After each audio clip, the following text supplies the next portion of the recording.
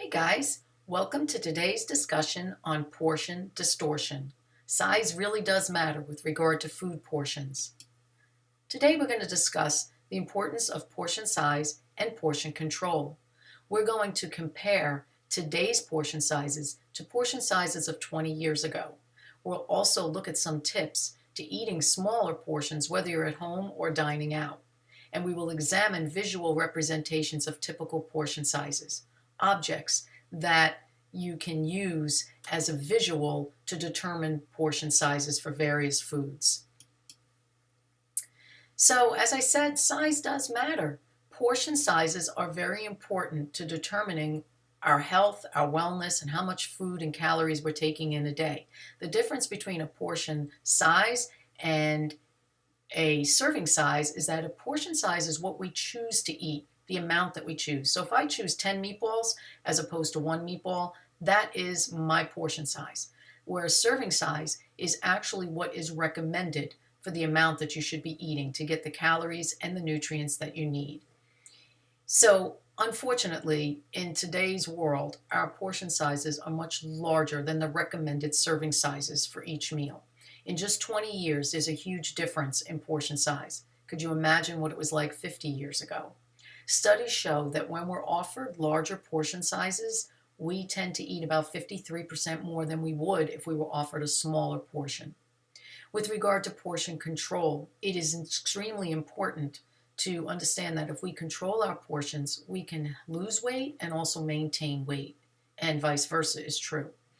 If we put on an extra 100 calories a day without even thinking about what we're eating, but we're just eating another apple or another banana, and we don't burn that extra 100 calories, in 1 year we can gain 10 pounds.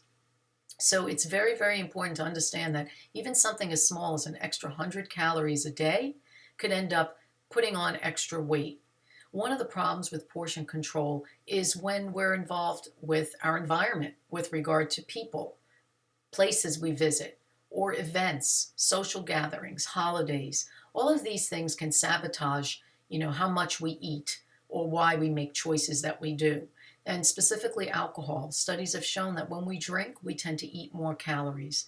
So one of the things to think about is being mindful when we eat, because one of the biggest problems with portion control is we eat mindlessly, meaning we don't think about anything. With regard to portion sizes, we're going to look at just a few basic, typical foods in the American diet: a bagel, spaghetti and meatballs, popcorn, and French fries. 20 years ago, bagels were 3 inches at 140 calories. Today, 6 inches at 350. That's 210 more calories we're eating in today's bagel. With regard to spaghetti and meatballs, we had about a cup with 3 small meatballs at 500 calories 20 years ago. Today, it's 2 cups of spaghetti with 3 large meatballs at 1,025 calories. That's more than double, 525 calories more than what we were eating 20 years ago. With popcorn, 20 years ago, box of popcorn, 5 cups, 270 calories. Today's movie theaters are offering tubs of popcorn at 11 cups and 630 calories. 360 calories more than you were eating 20 years ago. And good old French fries, 210 calories 20 years ago, 610 calories today. That's 400 calories different. And if words don't do it for you, let's look at some visuals. Look at the difference in bagels, popcorn, spaghetti and meatballs, and French fries with regard to the size 20 years ago versus today. It's pretty sad. We really need to start getting back to those smaller sizes if we want to maintain weight or lose weight and be healthy. So what happens if you eat those extra calories? And remember, the 400 calories you're getting from French fries are above the 210 that you would get 20 years ago. So what would it take to burn just the extra calories from today's portion sizes? 400 calories from French fries, you'd have to walk 1.5 hours. 525 calories from spaghetti, you'd have to do 2.5 hours of pretty heavy house cleaning. Not fun. And 210 calories from that bagel, you're outside raking leaves for almost an hour just to burn off the extra calories. So what do? We need to start understanding some tips for portion control. First of all, Portion your sizes out ahead of time. Whether you're eating a meal or eating a snack in front of the TV, don't bring the whole bag or box into the room and watch TV. Don't put the whole pot of spaghetti on the table. Just fill your plate, fill a bowl with a small size, and don't go back for seconds and thirds. In addition, today's plates are huge. Dinner plates are large. We like to fill our plate, and we were taught to clean our plate and not throw away and waste food. Good philosophy, just do it with a smaller plate. Use a lunch-size plate. Still fill it up, but you're not eating as much. There's less quantity, and you can clean your plate and not feel guilty. Fill your plate with a lot of vegetables or leafy greens, and you'll end up eating more of the nutrients that are less calories. Avoid mindless eating. You need to be mindful. Pay attention to what you're eating, when you're eating, how much you're eating, and why. Understand your relationship with food. That's very important to understanding how to control your portions. Make sure you have snacks between your meals. Instead of 3 large meals a day, have 5 small meals a day.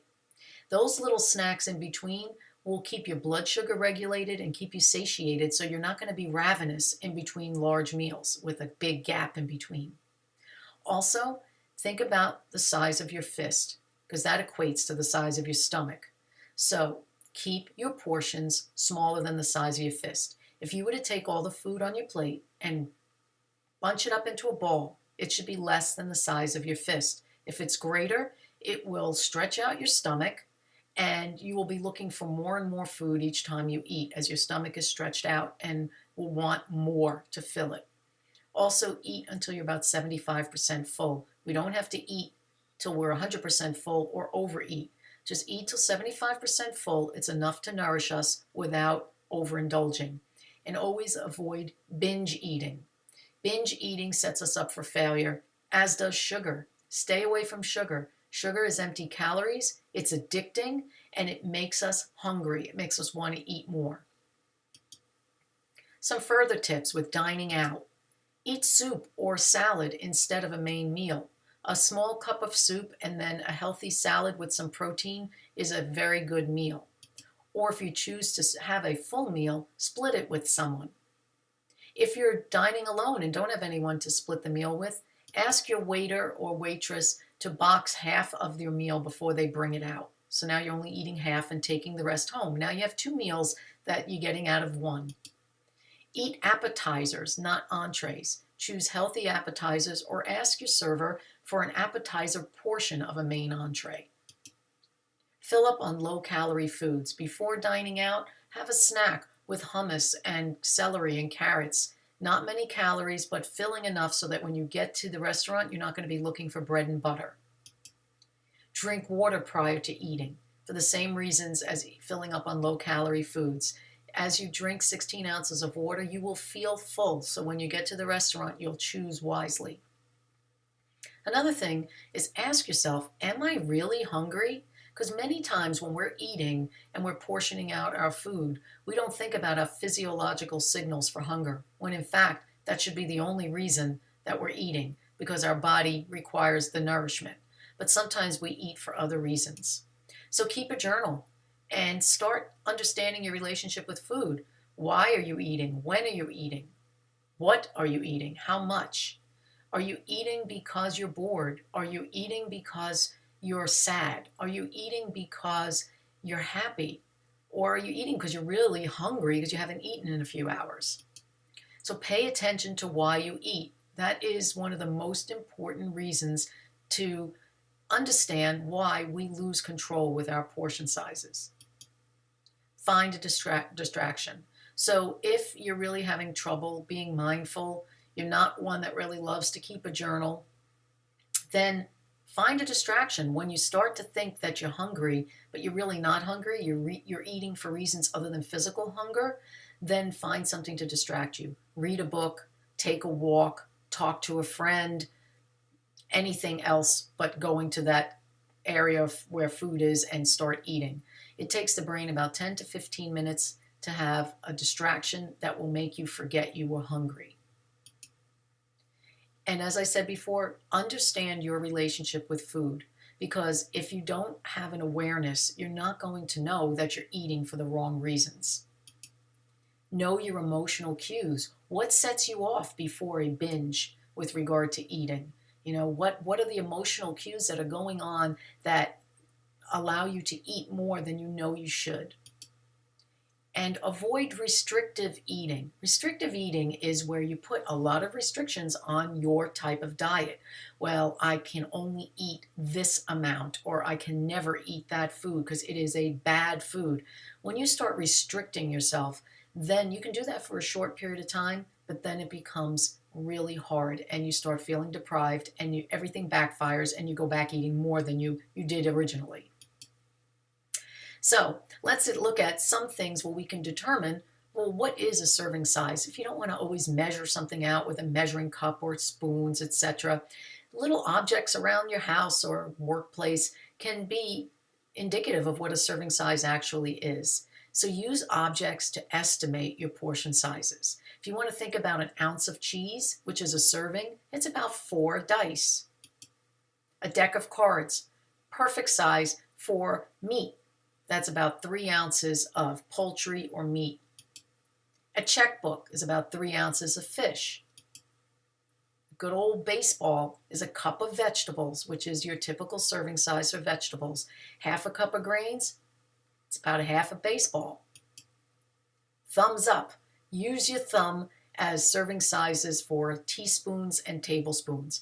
If you think about your thumb and it's just the tip of the thumb, that is equal to about 1 teaspoon. It's the tip of the thumb to the first joint. If you have 3 thumb sizes with the tip of the thumb, that's a tablespoon. A fruit is about the size of a tennis ball. That's 1 fruit serving. So, controlling your portions is very important for weight control and for your health. It is not easy because you have to be mindful and you have to know the tips to control portion size. But once you start doing it, like anything else with practice, it becomes habit. Know your relationship with food. Be aware of what you eat, why you eat, when you eat, and how much you eat. Use everyday objects to visualize portion sizes so that you don't have to measure everything out. Always plan ahead to avoid portion pitfalls. If you plan ahead, you're not going to have those pitfalls where you're going back for seconds and thirds and filling a huge plate and all the other bad habits that you've grown accustomed to. So I hope that this was a helpful presentation. It's brief, it's an overview, but the first step is to start taking control of your portion sizes and do things gradually and slowly. And always remember that your health is worth the time and effort you put into it.